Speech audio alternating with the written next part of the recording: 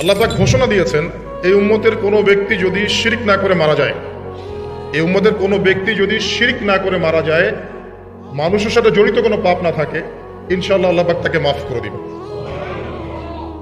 আর এই সূরা নিসার আয়াতটাও এটাই প্রমাণ করছে। আল্লাহ পাক বলছেন, ইন্নাল্লাহা লা ইয়াগফিরু আন ইউশরাকা বিহি, আল্লাহ পাক শিরকের গুনাহ মাফ করেন না, ওয়া ইয়াগফিরু মা দুনা যালিকা লিমান ইয়াশা, এবং এছাড়া যে কোনো পাপ আল্লাহ পাক যাকে ইচ্ছা মাফ করতে পারে। এক ব্যক্তি 100টা খুন করেছিল, 99টা খুন করার পরে, এটা বনু ইসরাইলের ঘটনা, এটা গল্প নয়, কেচ্ছা কাহিনী নয়, সত্য ঘটনা। সে তওবার সুযোগ খুঁজছে, তওবা করা যাবে কিনা। খুঁজতে খুঁজতে খুঁজতে একজন আবেদের কাছে গিয়েছে। আবেদ মানে যে ইবাদত করে কিন্তু জ্ঞান নাই। দুই রকম মানুষ থাকে মুসলিমদের মধ্যে, একজন এক শ্রেণী আলেম যারা জানে এবং জানা অনুযায়ী আমল করে, আর এক শ্রেণী হচ্ছে খুব একটা জানে না কিন্তু দেখা দেখে আমল করে, এদেরকে বলা হয় আবেদ। এই ব্যক্তি ছিল আবেদদের একজন। তার কাছে গিয়ে বলছে, আমার কি তওবা হবে? আমি 99টা খুন করেছি, সিরিয়াল কিলার। সেই ব্যক্তি বলেছে, না, তোমার কিসের ক্ষমা? তুমি এতগুলো খুন করেছো, তোমার ক্ষমা হতে পারে? রাগে এই ব্যক্তিকেও সে খুন করেছে, করে 100টা পূর্ণ করেছে। এরপরে আরেকজনের সন্ধান পেয়েছে যে একজন আলেম, তার কাছে গিয়ে তওবার সুযোগ খুঁজছে। সে বললো, হ্যাঁ, তোমার তওবা হবে ইনশাআল্লাহ, তুমি খালেসভাবে তওবা করো, করে এই এলাকা থেকে চলে যাও। কারণ তওবার পরে একটা নতুন জীবন শুরু করবে, এই পরিবেশে থাকলে তুমি অতীতের হিস্ট্রিগুলো তোমার মনে পড়বে, তুমি চলে যাও দূরে কোথাও, সেখানে গিয়ে থাকা শুরু করো। সে তওবা করে ওইদিকে চলে যাচ্ছিল, রাস্তায় মৃত্যু হয়। এবার দুই শ্রেণীর ফেরেশতা চলে আসছে, জান্নাতের এবং জাহান্নামের। ফেরেশতাদের আকৃতি দেখে, ঠিক আছে। আর একজন মানুষের মৃত্যু থেকেই তার কিয়ামত শুরু হয়ে যায়। কিয়ামত কবে হবে এর চেয়ে বড় কথা যে মৃত্যুর জন্য আমরা প্রস্তুত কিনা। তো এখন জাহান্নামের ফেরেশতারা রূহ নিতে চাচ্ছে ওই ব্যক্তির, আবার জান্নাতি ফেরেশতারাও চাচ্ছে। দুজনের মাঝখানে একটা ডিবেট চলছে। আল্লাহ রাব্বুল আলামিন তখন কৌশল করে বললেন, তোমরা রাস্তাটা মেপে দেখো, সে যতদূর এসেছিল এই রাস্তার পরিমাপ বেশি, না যেখানে যাচ্ছিল এর পরিমাপ বেশি। দেখা গেল সে যতদূর গিয়েছিল এর পরিমাপ বেশি। আল্লাহ পাক জমিনকে প্রশস্ত করে দিলেন। এভাবে কৌশল করে আল্লাহ পাক এই ব্যক্তিকে মাফ করে দিলেন। আরেক ব্যক্তি ছিল, সে ব্যভিচারিণী, ব্যক্তি না, সে মহিলা। সে ব্যভিচারিণী মহিলা, প্রস্টিটিউশনে ছিল, যাকে আমরা এখন যৌনকর্মী বলি বর্তমান আধুনিক সভ্যতায়, সো-কল্ড আধুনিক সভ্যতায়। এবং তাদের অধিকারের জন্য আমরা অনেক কিছুই করতে চেষ্টা করি। আমরা একটা স্লোগানও দিই, আমার দেহ আমার সিদ্ধান্ত, নাউজুবিল্লাহ। তো এই মহিলা রাস্তা দিয়ে যাচ্ছিল, দেখেছে একটা কুকুর পিপাসার্থ, প্রচন্ড পিপাসার্থ, জিহ্বা বেরিয়ে গেছে। তার মায়া লাগলো, সে নিজের মোজাটা খুলে কুয়াতে নামালো, না আমি অনেক কষ্ট করে সে পানি উঠালো, উঠিয়ে কুকুরকে পান করিয়েছে। এই একটা কাজের জন্য আল্লাহ পাক তাকে মাফ করে দিয়েছে। আরেকজন ব্যক্তি যে প্রচন্ড পাপী ছিল, মৃত্যুর সময় সে তার সন্তানদেরকে ওসিয়ত করছে যে আমি অনেক অন্যায় করেছি, আল্লাহ যদি আমাকে ধরতে পারেন তাহলে আমার অবস্থা খারাপ। তো আমি যখন মারা যাব তখন আমার দেহটাকে পুড়িয়ে ফেলবে, পুড়িয়ে অর্ধেক ছাই বাতাসে ভাসিয়ে দিবে, আর অর্ধেক ছাই সমুদ্রে ভাসিয়ে দিবে। বাতাসে অর্ধেক উড়িয়ে দিবে, সমুদ্রে অর্ধেক ভাসিয়ে দিবে। ছেলেটা তাই করলো। এই ব্যক্তির আকীদা কি, যদি আল্লাহ আমাকে ধরতে পারেন তাহলে খবর আছে। তার মানে ওর আকীদা যে আল্লাহ ধরতে পারবেন না এমন করলো, এটা কিন্তু কুফরি আকীদা। ইমানের 6টা পিলারের একটা হচ্ছে পরকালে বিশ্বাস, তাই না? একটা পিলারই তো তার মধ্যে নাই। তো সন্তানরা তাই করলো। আল্লাহ পাক সাগরকে বললেন ছাই জমা করে দাও, জমিনকে বললেন ছাই জমা করে দাও। বাই দ্য ওয়ে, আল্লাহর আদেশ প্রকৃতি শোনে, মানুষ না শুনলেও প্রকৃতি শোনে। সাগরের পাড়ে গিয়ে আপনি দাঁড়ান, দাঁড়িয়ে থাকবেন, এই বিশাল সমুদ্র গর্জন করতে করতে আসবে, এসে বিনয়ের সাথে আপনার পা ধুয়ে দিবে। আল্লাহ পাক তাকে আদেশ করেছেন, তোমার সামনে দাঁড়ালে পা ধুয়ে দিও, অহংকার করো না। আল্লাহ যখন ওই সমুদ্রকে আদেশ করবেন যে এই জনপদের লোকেরা আমার আদেশ মানছে না, জলোচ্ছ্বাস দিয়ে উড়িয়ে দাও, সমুদ্র তাই করবে। প্রকৃতি আল্লাহর কথা শোনে। ছাই জড়ো করা হলো। জড়ো করার পরে আল্লাহ পাক এই ব্যক্তিকে আবার পুনরুজ্জীবিত করে জিজ্ঞাসা করলেন, কি জন্য এই কাজটা করেছো, কেন এই কাজটা করেছো? তখন এই ব্যক্তি বলছে, হাদিসের কথাগুলো এমন, এই ব্যক্তি বলছে, মিন খাশিয়াতিকা ইয়া রাব্বি, আল্লাহ আমি তোমার ভয়ে এই কাজটা করেছিলাম, আর তুমি খুব ভালো করে জানো হে আল্লাহ যে আমি তোমার ভয়ে করেছি না অন্য কোনো কারণে করেছি। আল্লাহ পাক বললেন, আমি তোমাকে মাফ করে দিলাম। দুই ব্যক্তি, একজন অনেক আল্লাহওয়ালা মানুষ, আর একজন হচ্ছে যে আল্লাহর দিনের খুব একটা পরোয়া করে না। তো এই বন্ধু সেই বন্ধুকে দাওয়াত দেয়, দিনের পথে আসো, দিনের পথে আসো আসো। এই ব্যক্তি শোনে না।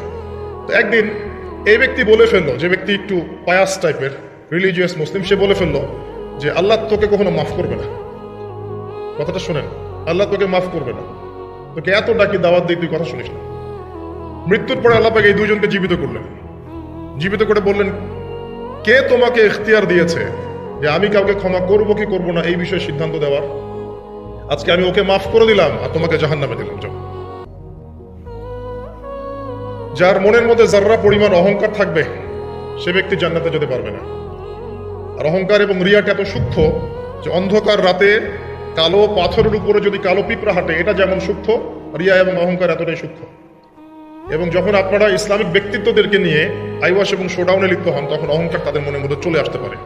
এই বিষয়গুলো থেকে সম্পূর্ণ দূরে থাকা উচিত। আল্লাহ পাক আপনাদেরকে বোঝার তৌফিক দান করুন। মনে রাখবেন, প্রকৃত অর্থে শুধু আল্লাহই তার বান্দাদেরকে ভালোবাসে। বাকিরা মানুষের অবস্থানকে ভালোবাসে, মানুষের ব্যক্তিসত্তাকে নয়, আপনার আত্মাকে নয়, আপনার অবস্থানকে। এটা আপনি হারে হারে উপলব্ধি করবেন যতদিন যাবে। বাকি বিষয়গুলো স্বার্থকেন্দ্রিক। আল্লাহ রাব্বুল আলামিনের ভালোবাসা স্বার্থকেন্দ্রিক নয়, নিঃস্বার্থ। আল্লাহর জন্য ভালোবাসুন। মাকে ভালোবাসেন আল্লাহর জন্য, বাবাকে ভালোবাসেন আল্লাহর জন্য।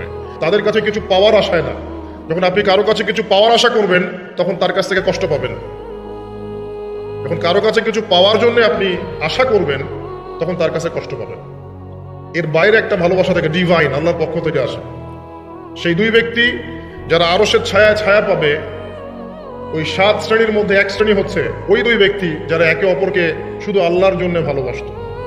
এমন সময় দেখবেন মনে মনে কিছু চিন্তা করেছেন যে আমার এটা দরকার, দেখবেন বাসায় কেউ হাজির আপনার সামনে। নবী সাল্লাল্লাহু আলাইহি ওয়াসাল্লাম এটাই বলেছেন, জুতার ফিতার প্রয়োজন হলেও আল্লাহর কাছে চেয়ে নাও। তোমার যদি জুতার ফিতার প্রয়োজন হয় আল্লাহর কাছে চেয়ে নাও, কারো কাছে চেয়েও না। আব্দুর রহমান বিন আউফ রাদিয়াল্লাহু আনহু মদিনায় গিয়েছেন হিজরত করে। অন্য একজন সাহাবী বলছেন, আমার 2টা বাড়ি আছে, একটা নিয়ে নেন, 2টা জমি আছে, একটা নিয়ে নেন।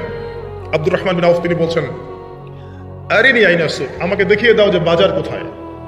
অল্প কিছু খেজুর কিনলেন, আল্লাহর প্রতি তাওয়াক্কুল করে গায়রাতের পরিচয় দিলেন, ব্যক্তিত্বের পরিচয় দিলেন, দিয়ে তিনি চলে গেলেন বাজারে। বাজারে গিয়ে ব্যবসা শুরু করলেন। মাত্র 7 বছরের ব্যবধানে তিনি মদিনার শ্রেষ্ঠ ধনীদের একজন হয়েছেন। আল্লাহর হয়ে যান, শুধু আল্লাহকে আপন করে নেন, দেখবেন সবকিছু আপনার অনুকূলে ইনশাআল্লাহ। ইন্না সলাতি ওয়া নুসুকি ওয়া মাহইয়ায়া ওয়া মামাতি লিল্লাহি রাব্বিল আলামিন, এই কনসেপ্টে আসেন। ইব্রাহিম আলাইহিস সালাম বলেছেন, আমার সালাত, আমার যত কুরবানি, আমার জীবন, আমার হায়াত, মৃত্যু সবকিছু আল্লাহর জন্য। তখন দেখবেন দুনিয়াতে যদি আল্লাহর পথে চলতে আপনি বাধা পান, বিপত্তি পান, কষ্ট পান, দুঃখ কষ্ট আসে, বালা মুসিবত আসে, আপনার মুখে হাসি থাকবে। আরেকটা কারণ আছে, সেটা হলো শিরক। কারণ যে বেশিরভাগ মানুষ জাহান্নামে যাবে, তাদের আমল নামায় একটা পাপ থাকবে, খুব কমন পাপ, সেটা হলো শিরকের পাপ। কিভাবে এটা বলতে পারি? এভাবে পারি, আমি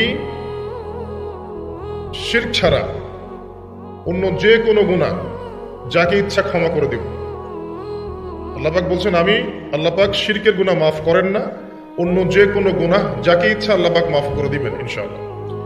আল্লাহ পাক যখন ঘোষণা দিলেন যে শিরক ছাড়া অন্য গুনাহ আমি মাফ করে দিব ইনশাআল্লাহ, শুধু মানুষের সাথে জড়িত বিষয় বাদ দিয়ে। কারণ মানুষের সাথে জড়িত বিষয় আল্লাহ রাব্বুল আলামিনের কাছে ক্ষমা চেয়ে লাভ হচ্ছে না। যেটা মানুষের সাথে জড়িত বিষয়, সেটা আল্লাহর কাছে ক্ষমা চেয়ে লাভ হচ্ছে না।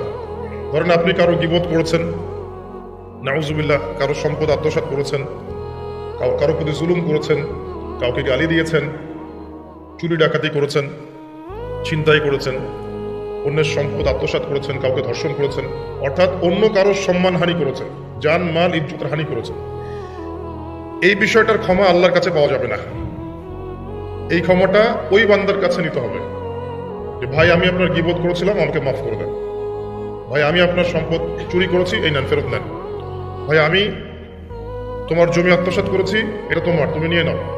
ভাই আমি তোমার কাছে টাকা ধার নিয়েছিলাম, দেইনি, এই যে দিয়ে দিলাম, শোধ। প্রতিটা বিষয় যেটা মানুষের সাথে জড়িত, হাক্কুল ইবাদ, এটা আল্লাহর কাছে ক্ষমা হবে না। এটা তার কাছেই ক্ষমা নিতে হবে, এবং এটা খুব কঠিন বিষয়। এর জন্য একটা কলবুন সালিম দরকার হয়, মানে সৎ মনের দরকার হয়। কোনো কোনো ক্ষেত্রে আমরা এমনও দেখেছি যে একজন নন মুসলিম হিন্দু সম্প্রদায়ের মানুষ, সে মাপে কম দিচ্ছে না, একজন মুসলিম দিচ্ছে। কোনো কোনো ক্ষেত্রে দেখবেন আপনাদের এলাকায় আগে হিন্দু সম্প্রদায় বেশি ছিল না, আমার জানা মতে রংপুরের এই জায়গায় তো আগে শহর ছিল, তাই না? এখনো এখানে অনেক নিদর্শন আছে। খাঁটি খাবারের জন্য মানুষ তাদের কাছে আসতো, মুসলিমদের দোকানে না গিয়ে তাদের দোকানে যাচ্ছে। তাদের দুধটা হবে খাঁটি, ঘিটা হবে খাঁটি, মিষ্টি হবে খাঁটি। মুসলিমের দোকান বাদ দিয়ে তাদের কাছে যাচ্ছে মানুষ, সততা দিয়ে তারা মানুষের মন জয় করবে।